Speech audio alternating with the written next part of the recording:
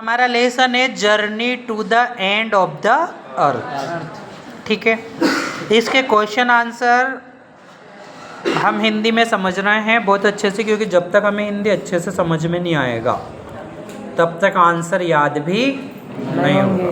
तो आप समझ लीजिए, सबसे अच्छे से पहले रीड कर लेंगे अपन सब अपने अपने मन में। हाउ डू मतलब कैसे, geological phenomena help us to know about the history of humankind. अर्थ हुआ इसका कि कैसे भौगोलिक चीजें, है ना, भौगोलिक परिवर्तन, है ना, ज्योग्राफी और जियोलॉजिकल फिनोमिना ये चीजें एक ही हैं। ज्योग्राफी मीन्स भूगोल।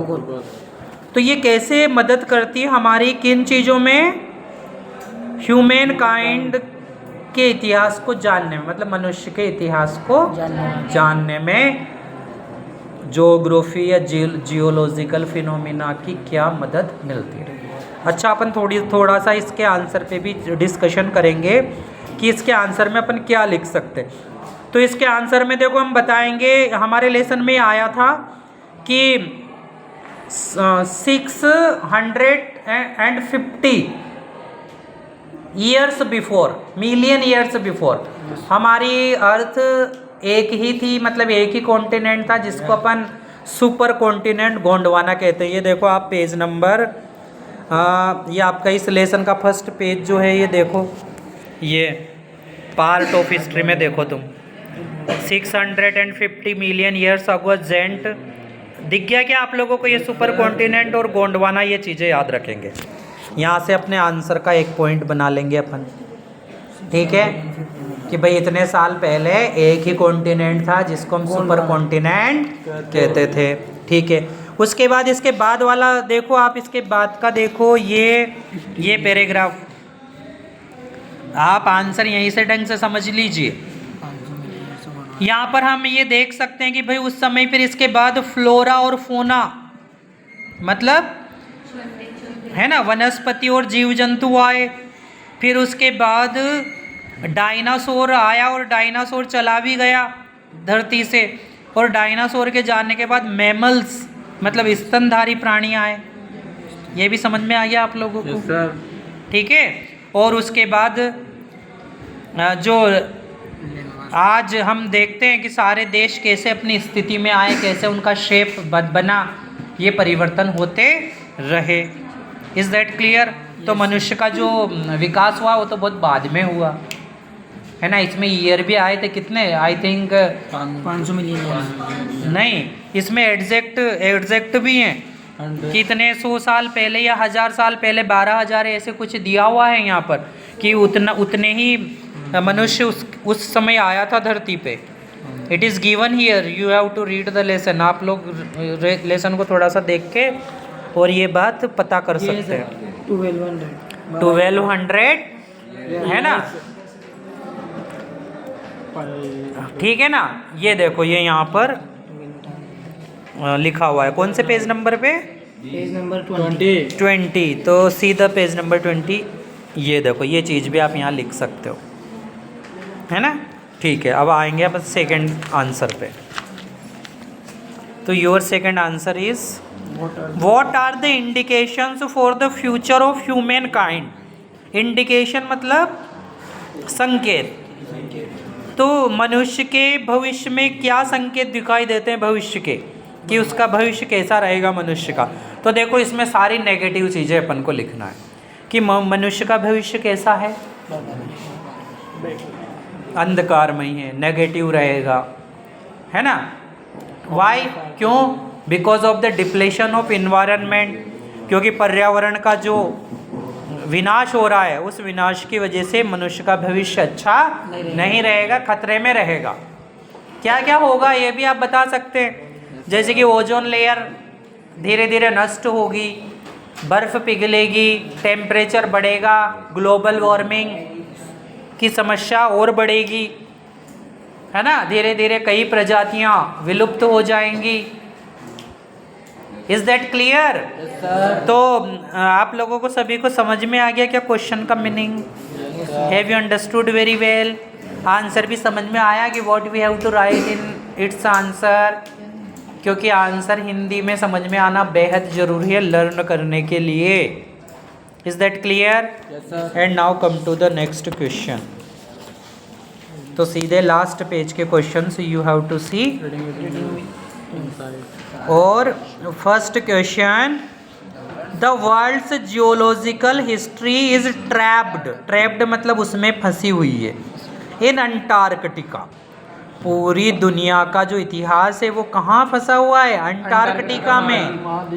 How is the study of this region useful to us? तो इस क्षेत्र की स्टडी करना हमारे लिए कैसे फ़ायदेमंद हो सकता है? तो देखो इसमें अपन को क्या लिखना है, आंसर में हमें लिखना है कि पूरी दुनिया का की जियोलॉजिकल हिस्ट्री अंटार्कटिका में है।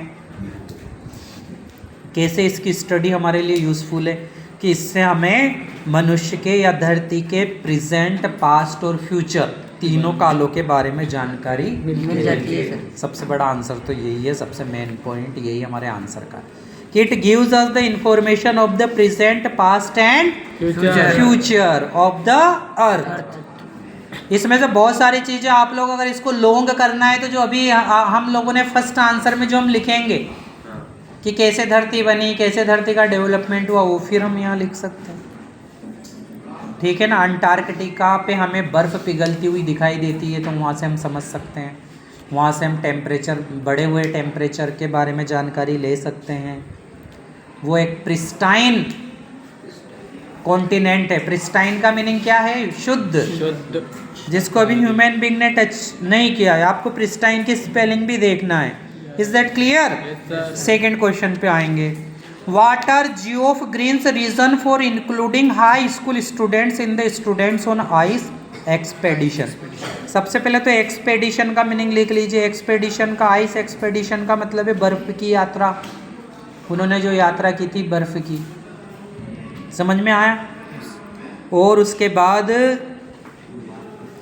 जियोफ ग्रीन एक विद्वान व्यक्ति थे और यात्रा में उन्होंने हाई स्कूल के बच्चों को शामिल किया, है ना? तो क्या कारण है उसका? तो आप लोगों को पता है कि बच्चों को इसलिए शामिल किया, जैसे कि आप लोगों को क्यों पढ़ाया जा रहा है, उसका कारण भी यही है क्योंकि भविष्य में आप लोग ही पॉलिसी मेकर रहेंगे, मतलब नीतियाँ आप ही बनाएंगे कि दूसरा बनाएगा? आप ही देश का भविष्य हैं। फिर जियोफ ग्रीन चाहते कि आप लोगों के मन में अपनी धरती माँ के बारे में सम्मान की भावना आए। वहाँ देखेंगे तो आपको रियलिटी पता चलेगी कि वास्तव में ग्लोबल वार्मिंग कैसे बढ़ रही है, कि वास्तव में किस तरीके से ह्यूमन एक्टिविटीज़ की वजह से पर्यावरण का नाश हुआ है। इस कारण से उन्होंने स्टूडेंट्स को इस एक्सपेडिशन में शामिल किया। थर्ड क्वेश्चन है, take care of the small things and big things will take care of themselves. छोटी छोटी चीज़ों का अगर आप ध्यान रखेंगे तो बड़ी चीज़ें तो अपने आप ही सही हो जाएंगी या सही रहेंगी। अंटार्कटिका का उदाहरण देकर हमें इस बात को साबित करना है। तो छोटी छोटी चीज़ों का ध्यान रखने का अर्थ क्या है कि अंटार्कटिका में फाइटोप्लैंक्टन नामक एक घास होती है, very small grass. What is the name? Phytoplankton. क्या नाम है?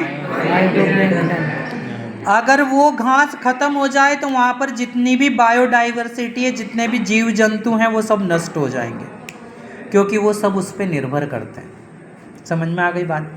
तो देखो, कहने को तो एक छोटी सी घास है, लेकिन उसके ऊपर पूरा वहाँ का इकोसिस्टम, वहाँ की बायोडाइवर्सिटी निर्भर करती है कि अगर उसके ख़त्म होने से क्या होगा, क्या होगा? सारे जीव जंतु मर जाएंगे। सारे जीव जंतु मर जाएंगे। तो इसलिए हमें छोटी छोटी चीज़ों का भी पर्यावरण के लिए ध्यान रखना चाहिए। हम सोचेंगे कि भाई एक प्लास्टिक का ग्लास मैंने इधर उधर फेंक दिया तो हो, उससे तो क्या होगा? तो ऐसा नहीं है। ऐसे आप जैसा सभी करेंगे तो क्या होगा? पर्यावरण प्रदूषण होगा ही सही। एक पेड़ काट दिया तो वो क्या होगा उससे? तो क्यों नहीं होगा, बहुत कुछ होगा उससे। एक पेड़ काट दिया तो कई पशु पक्षियों का घर है वो। क्यों? तो पेड़ लगाना चाहिए, ना कि काटना चाहिए। क्यों? पशु पक्षियों को बचाना चाहिए, उनकी रक्षा करनी चाहिए, वो सब क्या है, ज़रूरी है हमारे लिए। भगवान ने सबको जीने के लिए बनाया है। Question number 4, why is Antarctica the place to go to understand the earth's present past and future. तो अंटार्कटिका एक ऐसा महाद्वीप है जिस पे अपन प्रेजेंट पास्ट और फ्यूचर तीनों को समझ सकते हैं। कैसे? तो देखो अंटार्कटिका कैसा है, प्रिस्टाइन कॉन्टिनेंट है, शुद्ध महाद्वीप है। वहाँ पर अभी भी मानव नहीं जा पाया है, इसलिए वहाँ पर हम शुद्ध रूप से सारी चीज़ें देख सकते हैं। वहाँ पर कार्बन फोल्ड हैं, कार्बन रिकॉर्ड्स हैं, जिनकी वजह से हमें इतिहास की जानकारी मिलती है। क्लियर? और हम वहाँ पर मनुष्य के भविष्य के बारे में भी जानकारी ले सकते हैं कि मनुष्य का भविष्य कैसे खतरे में चला जाएगा यदि वह पर्यावरण का ध्यान नहीं रखेगा। तो इज़ दैट क्लियर? तो जो लेसन है वो हमें बहुत अच्छी शिक्षा देता है, हमें एक अच्छा इंसान बनाना सिखाता है। तो डियर चिल्ड्रन, हमें कुछ इसी तरीके से इसके आंसर और क्वेश्चन के आंसर लिखने हैं, और इसके आंसर मैं लिखकर और उसका वीडियो भी अपलोड कर दूंगा इसके बाद। तो good bye for today, have a nice day.